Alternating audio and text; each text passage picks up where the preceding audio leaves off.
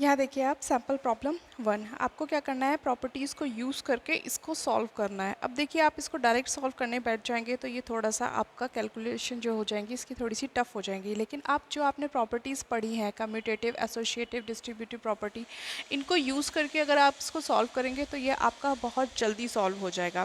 तो इसके लिए हमने देखा है कि यहाँ पे देखो 3/5 है और यहाँ पे भी क्या है 3/5 है। यहाँ पे ये इसकी मल्टीप्लिकेशन में है -2/3 के, और यहाँ पे आप किसकी मल्टीप्लिकेशन है 1/6 के। तो अभी हमने देखा था कि अगर सेम नंबर जो होता है वो दो नंबर में मल्टीप्लाई हो रहा है, इसका मतलब ये क्या हुआ होगा, इन दोनों पे डिस्ट्रीब्यूट हुआ होगा। 3/5 जो हुआ होगा वो डिस्ट्रीब्यूट हुआ होगा किस पे, आपका -1/6 पे और आपका -2/3 पे। ओके, तभी तो ये क्या आया होगा माइनस के 3/5 मल्टीप्लाई माइनस के 1/6, और यहाँ पे क्या आया होगा आपका 3/5 मल्टीप्लाई 2/3। यानी कि अगर इसे प्लस लिखेंगे तो ये क्या हो जाएगा, इस तरीके से आपके ये वाली दो टर्म आई होंगी। तो आपने क्या किया, इसको -2/3 मल्टीप्लाई 3/5 प्लस 5/2 माइनस 3/5 इंटू 1/6। आप इसको सॉल्व करने के लिए आपको क्या करना पड़ेगा, पहले इन दोनों टर्म को आपको एक साथ लिखना पड़ेगा। अब आपको पता है कि हम ए में बी ऐड करें या बी में ए ऐड करें, आंसर सेम आता है। ये कौन सी प्रॉपर्टी थी आपकी, कम्यूटेटिव प्रॉपर्टी। तो हम कम्यूटेटिव प्रॉपर्टी को यूज़ करेंगे ताकि हम क्या कर सकें, इन दोनों को अपना साथ में। तो कम्यूटेटिव प्रॉपर्टी को यूज़ करके हमने क्या किया, 5/2 को साइड पे लिख दिया, आगे लिख दिया, और इन दोनों टर्म्स को क्या लिख दिया, पीछे लिख दिया। -2/3 मल्टीप्लाई 3/5 माइनस 3/5 इंटू 1/6। ओके, ये कौन सी प्रॉपर्टी यूज़ की है हमने, कम्यूटेटिव प्रॉपर्टी यूज़ की है। अब आपको पता है कि आपका किया हमने, देखो यहाँ पे -2/3 में किसकी मल्टीप्लाई हो रही है, 3/5 की, और यहाँ पे क्या हो रहा है माइनस के 3/5 में किसकी मल्टीप्लाई हो रही है, 1/6 की। तो हमने क्या किया, इसको क्या कर दिया, फिर से कम्यूटेटिव प्रॉपर्टी के अकॉर्डिंग चेंज कर दिया। मैंने बताया था x में आपकी y की मल्टीप्लाई हो या y में आपकी x की मल्टीप्लाई हो, आंसर क्या रहेगा, सेम। तो 3/5 में 1/6 की मल्टीप्लाई करो या 1/6 में 3/5 की मल्टीप्लाई करो, आंसर आपका क्या रहेगा, सेम। तो आपने क्या किया, इसको कम्यूटेटिव प्रॉपर्टी के अकॉर्डिंग इसको इस तरीके से अरेंज कर दिया, 1/6 पहले लिख दिया और -3/5 आपने बाद में लिख दिया। अब इसमें देखिए कि 5/2 एज इट इज़ रहेगा, प्लस अब आपको पता है इसमें क्या हो रहा है, 3/5 जो है वो दोनों में आ रहा है। यानी कि यहाँ पे कौन सी प्रॉपर्टी लग रही है, distributive property of multiplication over the subtraction. यानी कि ये क्या हो रहा है, मल्टीप्लिकेशन डिस्ट्रीब्यूट हो रहा है किसके ऊपर, इन सब्सट्रैक्शन के ऊपर।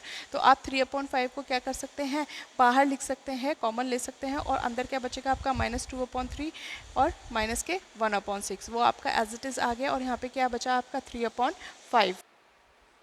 अब इसको हम सॉल्व कर सकते हैं, 5/2 एज इट इज़ रहेगा। पहले हम इस ब्रैकेट के अंदर की चीज़ों को सॉल्व करेंगे, एलसीएम लेके, तो ये आ जाएगा -4 माइनस 1/6 मल्टीप्लाई 3/5। अब इसको अगर हम सॉल्व करेंगे तो ये रहेगा 5/2, और यहाँ पे क्या बन जाएगा -5/6 मल्टीप्लाई, क्योंकि ये 3/5 क्या था, इस पूरे के मल्टीप्लिकेशन में था, तो ये क्या रहेगा, इसके मल्टीप्लिकेशन में रहेगा। अब इसको सॉल्व करेंगे तो ये एज इट इज़ रहेगा 5/2, और इसको सॉल्व करेंगे तो 3 2 ज़ा 6 और 5 1 ज़ा 5, यहाँ पे क्या आ जाएगा -1/2। अब इन दोनों को एलसीएम लेके सॉल्व करेंगे तो इस तरीके से इसका आंसर क्या आ जाएगा आपका 2। जिसको समझ नहीं आया है, अब हम इसका नेक्स्ट एग्जाम्पल देखेंगे। इस पे समझने की कोशिश करेंगे कि हमने कैसे प्रॉपर्टीज़ को यूज़ किया है। अब ये क्वेश्चन आपको गिवन है, मैंने यहाँ पे कॉपी कर लिया है, 2/5 multiply -3/7 minus 1/6 multiply 3/2 plus 1/14 multiply 2/5। Okay, अब हम देखेंगे कि इसमें क्या क्या चीज़ें आपको ऐसी दिख रही हैं जो सेम है। जैसे कि हमें यहाँ पे दिख रहा है कि 2/5 क्या है, यहाँ पे भी है, और 2/5 क्या है, यहाँ पे भी है। यानी कि इस ये जो पूरी टर्म है इसमें भी क्या आ रहा है आपका 2/5 आ रहा है, और इस वाली पूरी टर्म में भी क्या आ रहा है आपका 2/5 आ रहा है। यानी कि हम कम्यूटेटिव प्रॉपर्टी ऑफ एडिशन को यूज़ करके पहले इन दोनों टर्म को क्या लिखेंगे, एक साथ लिखेंगे। तो जब हम इन दोनों टर्म को एक साथ लिखेंगे तो यहाँ पे क्या आ जाएगा आपका 2/5 मल्टीप्लाई -3/7 प्लस आपका, अब क्या रहेगा आपका, ये वाली, ये तो आपका पहले था ही है, हम इसको और इसके पास लिख देंगे तो ये हो जाएगा 1/40 मल्टीप्लाई 2/5 माइनस, अब कौन सी टर्म बची आपकी, -1/6 मल्टीप्लाई 3/2। ओके, यहाँ तक कोई दिक्कत नहीं। हमने कौन सी प्रॉपर्टी यूज़ की है, जो हम प्रॉपर्टी यूज़ करते हैं उसको हमें लिखना पड़ेगा। कौन सी प्रॉपर्टी यूज़ की है हमने, commutative property of commutative property of addition. Okay, मैंने शॉर्ट में लिखा है थोड़ा, आप अपनी कॉपी में पूरा लिखेंगे।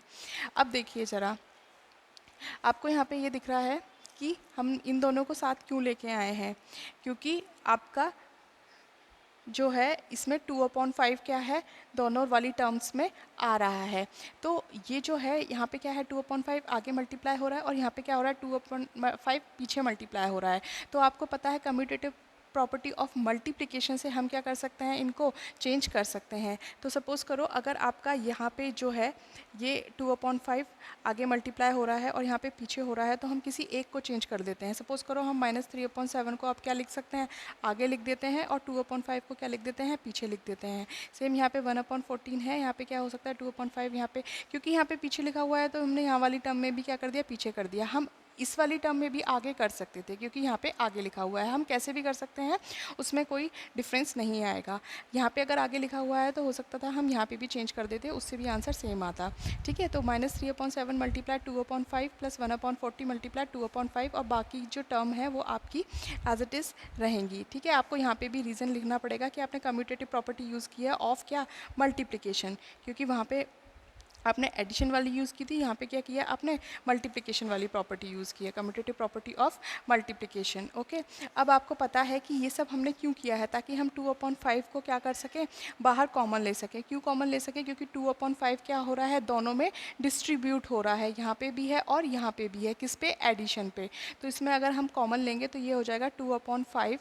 ठीक है, ये कॉमन आ गया आपका, और यहाँ पे क्या बचेगा आपका, यहाँ से अगर 2/5 चला जाएगा तो ये क्या बचेगा, -3/7, क्योंकि ये क्या हो रहा था, डिस्ट्रीब्यूट हो रहा था दोनों पे। यहाँ पे क्या बचेगा आपका, प्लस 1/14 बचेगा, क्योंकि 2/5 क्या जा चुका है, बाहर जा चुका है। आप क्या कर सकते हैं, हमने पढ़ा था कि आपकी जो डिस्ट्रीब्यूटिव प्रॉपर्टी होती है उसका मतलब ये होता है कि अगर बाहर आपका कोई नंबर मल्टीप्लाई हो रहा है तो वो दोनों पे डिस्ट्रीब्यूट होगा। तो यहाँ पे क्या हो रहा था, ये दोनों पे डिस्ट्रीब्यूट हो रहा था, तो हम इसको क्या कर सकते हैं, बाहर एक बार बाहर मल्टीप्लाई करके भी लिख सकते हैं। बाकी की जो सारी टर्म्स हैं वो एज इट इज़ आ जाएंगी, -1/6 मल्टीप्लाई 3/2। ठीक है, ये आपने क्या किया है, आपने distributive property of addition use की है, distributive property of addition,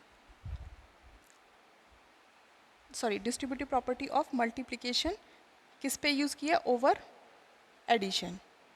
okay, distributive property of multiplication over addition आपने ये यूज़ की है। ठीक है, आप ये क्या करेंगे, आप इन दोनों को अगर आप सॉल्व करेंगे तो ये 2/5 तो मल्टीप्लिकेशन में रहेगा, इसको आप एलसीएम लेके सॉल्व करेंगे तो 7 और 14 का एलसीएम क्या आएगा आपका, 14। अब 7 2 ज़ा 14 और 2 की मल्टीप्लाई ऊपर होगी तो -3 मल्टीप्लाई 2 प्लस 14 1 ज़ा 14 और 1 की मल्टीप्लाई ऊपर होगी तो ये हो जाएगा आपका 1। ओके, तो ये हो जाएगा -1/6 इंटू 3/2, आपका एज इट इज़ रहेगा। अब ये हो जाएगा 2/5, इसको हम सॉल्व करेंगे,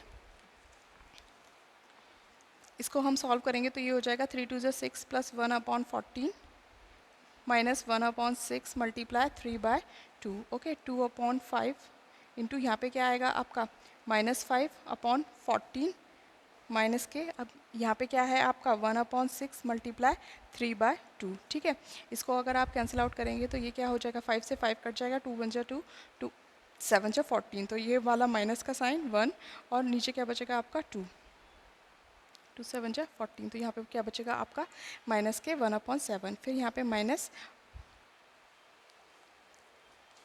यहाँ पे क्या बचेगा आपका माइनस के 1/7 और यहाँ पे क्या बचेगा आपका 3 1 ज़ा 3, 3 2 ज़ा 6, तो ये क्या हो जाएगा आपका माइनस के 1/4। अब जब इन दोनों को एलसीएम लेके सॉल्व करेंगे तो ये आ जाएगा 28 माइनस 4 माइनस 7 इक्वल टू -11/28। ठीक है, तो ये आप अपना पूरा क्वेश्चन इस तरीके से आप सॉल्व कर सकते हैं।